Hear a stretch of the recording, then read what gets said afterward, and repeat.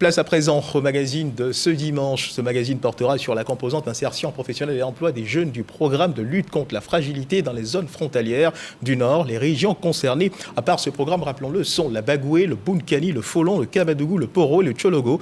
Le ministre de la Promotion de la Jeunesse, de l'Insertion professionnelle et du Service civique nous a rejoint sur ce plateau. Monsieur Touré Mamadou, bonjour Monsieur le ministre et merci de nous avoir rejoints à nouveau sur ce plateau. Bonjour à nouveau. Alors Monsieur le ministre, cet entretien sera mené sous deux angles. En premier, nous évoquerons les acquis de ce programme et en second lieu, nous parlerons de ses impacts et de sa mise en œuvre sur les populations concernées avec bien sûr des questions de compréhension. Alors Monsieur le ministre, qu'est-ce que nous devons savoir de ce programme que nous ne savons pas encore ?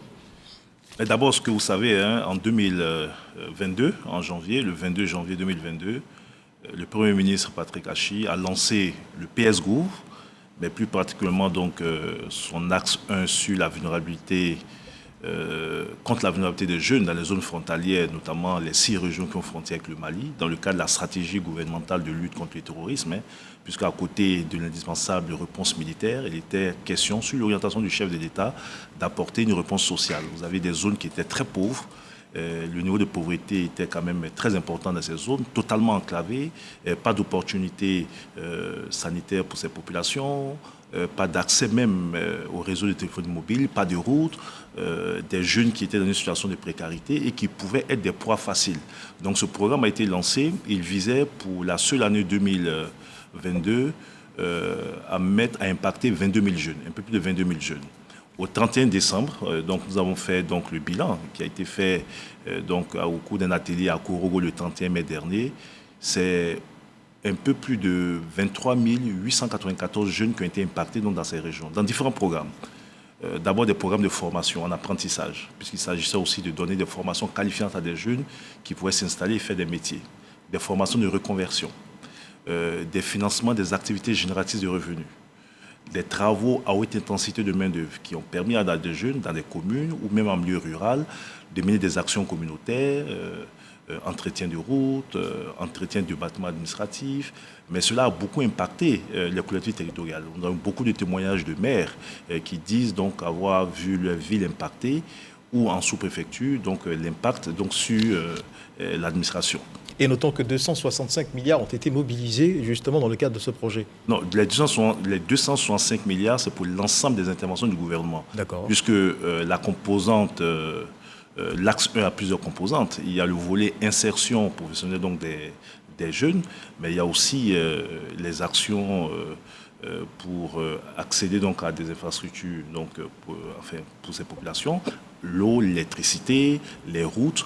Et c'est toute l'intervention donc, de l'État dans le secteur éducation, des routes, l'électricité qui vaut 265 milliards de francs CFA. On pourra en parler. Alors, Monsieur le Ministre, parlons justement de ces composantes. Ce projet, comment est-il déployé par rapport à ces composantes? Comment ces composantes ont été choisies puis définies? Alors, la particularité de ce projet, c'est que nous avons impliqué les acteurs locaux. D'ailleurs, vous devez savoir que la gouvernance de ce programme au niveau local, les comités mis en place sont présidés par les préfets de région et les préfets des départements. Ensuite, nous avons associé les collectivités territoriales. Déjà, sur l'identification des secteurs porteurs, des opportunités pour lesquelles ils estimaient que ces jeunes pouvaient avoir une véritable chance d'insertion. Et donc, après avoir regardé avec les élus locaux, les préfets, les jeunes eux-mêmes, les communautés villageoises, etc., les services techniques du ministère, en lien avec les services techniques d'autres ministères sectoriels, tels que l'enseignement technique et autres, ont travaillé donc à formuler donc des projets, des programmes, dans différents programmes, comme je l'ai dit, formation de reconversion, apprentissage, TIMO, financement des activités génératrices donc de revenus, association villageoise d'épargne des crédits. Et ça, je peux vous dire, c'est l'une de mes satisfactions parce que nous visions 3000 personnes. 3000 personnes au départ. 3000 personnes pour les AVEC, dans 120 villages. Mais à la fin, nous sommes arrivés à 240 villages dans les 6 régions impactés pour 6000 personnes. Alors, sur les raisons qui ont justement motivé la mise en place de ce projet, il y a aussi le facteur sécurité. Voilà, vous l'avez dit à l'instant, des jeunes, il faut justement les intéresser afin qu'ils ne soient pas tentés justement de se laisser corrompre par les marchands de rêves concernant bien sûr les djihadistes. Alors, dites-nous, comment ces jeunes-là réagissent concrètement à ce projet depuis son lancement? Mais on a eu beaucoup de retours. Déjà, moi-même, j'ai piloté une mission de terrain avec tous les partenaires techniques. Vous faites de la proximité avec ces jeunes? Beaucoup de proximité. On a été dans la plupart de ces régions, discussion avec les jeunes pour voir leur ressenti, leur retour d'expérience. Mais vous avez beaucoup de confrères qui ont été sur le terrain. J'ai vu aussi que toute cette semaine, beaucoup d'organes de presse ont été sur le terrain, ont fait témoigner des jeunes, ont vu l'impact de ces programmes. Nous avons eu la presse internationale aussi qui a été donc sur le terrain, etc. Pour nous, il était important que ce programme réussisse. Il était important que ce programme ait un impact réel.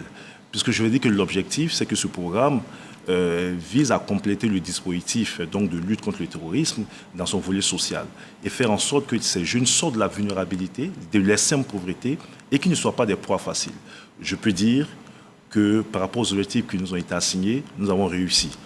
Mais ce n'est pas encore suffisant. C'est pour cela que pour la deuxième année, nous allons passer à l'échelle. Je vous dire que pour l'année 2023, initialement, c'était 14 000 jeunes qui devaient être impactés. Mais vu que le chef de l'État a décidé que cette année est l'année de la jeunesse, ce sont plus de 30 640 jeunes qui seront impactés. Donc, nous avons quasiment plus que doublé l'objectif pour l'année 2023. Et ces 30 640 jeunes viendront s'ajouter aux 23 000 qui sont déjà impactés. Alors, parlons d'action sur le terrain. Je vous invite à suivre ensemble cet élément réalisé par Kader Sogodogo qui nous renseigne de ce qui s'est justement passé cette semaine. Sekongo, titulaire depuis 2018 d'un BTS en agriculture, son rêve de s'installer à son propre compte est devenu une réalité grâce au programme de lutte contre la fragilité dans les zones frontalières du Nord pour éloigner la jeunesse du tourbillon du djihadisme en cours dans les pays voisins. Le volet insertion professionnelle est doté d'une enveloppe globale de 9 663 millions de francs CFA. Sekongo a pu avoir sa part pour réaliser son rêve. J'ai eu ce financement à hauteur de 3 millions de francs CFA. Depuis le mois de mars 2023, l'argent était déjà disponible sur mon compte. Les poulets aujourd'hui, qui sont donc à leur 12e jour, très fiers. Une ferme avec une résidence construite, dotée de panneaux solaires et d'un puits. Sur l'espace, tomates, courgettes, choux, gombo et autres vont bientôt pousser. De nombreux jeunes des régions du Poro, de la Bagoué, du Kabadougou, du Folon, du Bunkani et du Kyologo vivent ainsi leur rêve. Pour une cible initiale de 22 912 personnes vulnérables, ce sont au total 23 892 qui ont bénéficié du projet dans la première phase. La phase 2 viendra faire le bonheur de tous ces jeunes. Nous sommes vraiment émus et sommes impatients que la deuxième phase soit vraiment active pour que cette jeunesse-là puisse encore démontrer son sens de responsabilité. 12,3 milliards de francs CFA, c'est le montant de la phase 2. La cible, 30 632 bénéficiaires. Monsieur le ministre, cet élément de notre reporter Kader Sogodogo illustre parfaitement ces exemples de jeunes qui sont sur le terrain et qui bénéficient justement de ce programme. Alors, pour ceux qui sont désireux de justement pouvoir en bénéficier et qui ne savent pas à quelle porte frapper, comment doivent-ils s'y prendre? Déjà, nous venons de lancer la seconde phase avec le ministre d'État, le ministre donc de la Défense. Et normalement, depuis vendredi, la seconde phase est lancée. Et donc, tous ces jeunes peuvent s'inscrire. Quels sont les critères de sélection? Mais d'abord, il faut être jeune.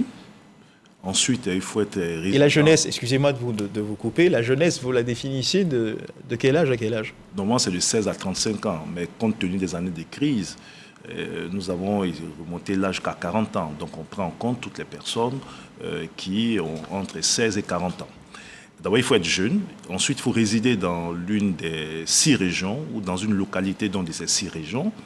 Et puis, en fonction des besoins, selon que vous avez besoin de renforcement des capacités pour apprendre un métier, vous installez, vous avez le guichet donc, de formation ou le guichet d'apprentissage. Selon que vous n'avez aucun niveau et que vous voulez intégrer le tissu économique, avoir un minimum de revenus, vous avez dans un premier temps les TIMO. Mais en plus des TIMO, vous avez une formation, donc en entrepreneuriat qui vous permet donc de vous installer à votre propre compte. Et selon que vous êtes porteur d'une idée de projet, vous pouvez accéder à des financements, comme le jeune qui a été présenté tout à l'heure, pour accéder à ces financements. Alors, vous avez les guichets emploi, vous avez l'agence régionale de l'agence emploi jeune, vous avez les préfectures.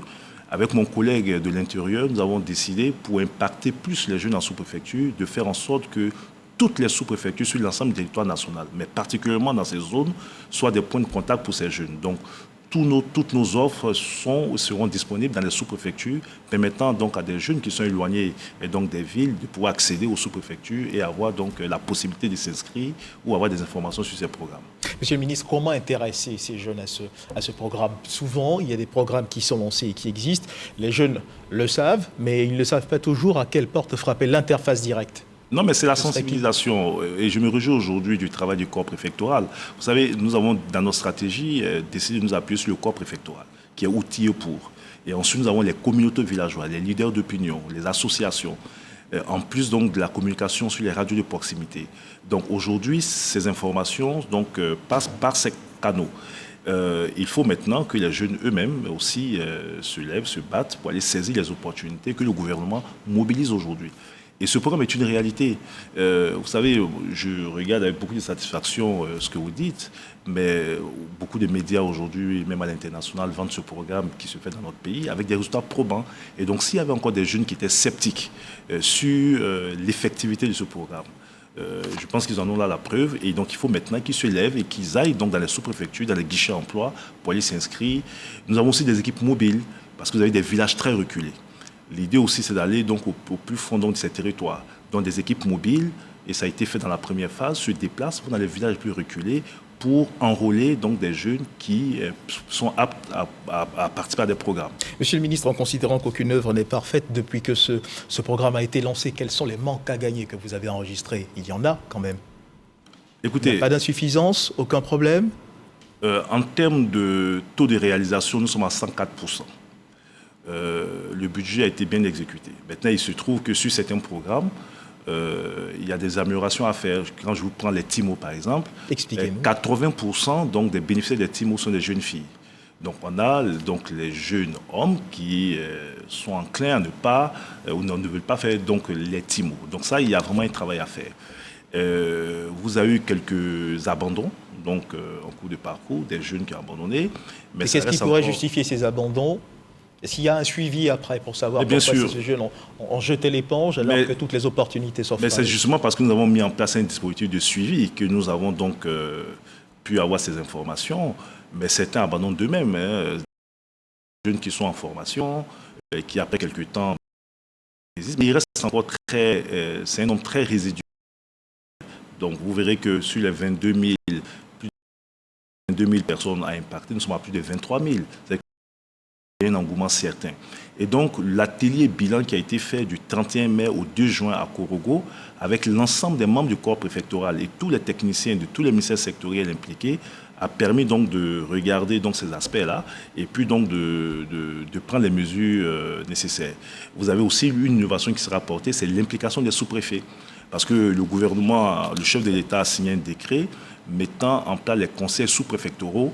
Et ces conseils regroupent essentiellement les communautés villageoises, les leaders d'opinion, associations de jeunes, etc. Nous avons décidé, pour plus de proximité, de nous appuyer sur les sous-préfets pour continuer l'action donc, en faveur donc, des jeunes dans ces régions. Mais ça sera le cas dans toutes les régions du pays pour tous les programmes que nous allons mettre en place. Puisque l'objectif pour nous, c'est qu'en cette année de la jeunesse, il n'y ait pas une seule sous-préfecture en Côte d'Ivoire où des jeunes n'aient pas été impactés par l'action gouvernementale. Donc la stratégie aujourd'hui de nous déployer avec nos structures et avec donc, le corps préfectoral vise à faire en sorte qu'au 31 décembre prochain, il n'y ait pas une seule localité dans notre pays où il n'y ait pas de jeunes impactés par le programme. Et il est prévu des sessions d'évaluation pour justement mesurer l'ampleur de ce programme sur le terrain, n'est-ce pas? Oui, la première session d'évaluation, c'est celle qui a été faite du 31 mai au 2 juin.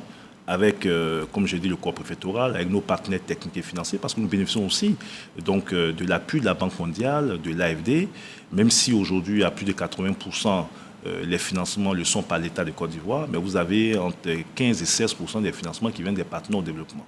Et donc, ces évaluations ont été faites. Je vous ai dit que moi-même, au mois de novembre dernier, j'ai conduit une mission importante avec tous les partenaires traditionnels, PNUD, Banque mondiale, AFD, UNFPA. Nous avons été sur le terrain, nous avons été voir les jeunes avec les chefs d'agence de ces structures, nous avons échangé avec les jeunes, nous avons échangé avec le corps préfectoral pour nous assurer qu'effectivement, non seulement les ressources sont bien utilisées et que les impacts sont avérés.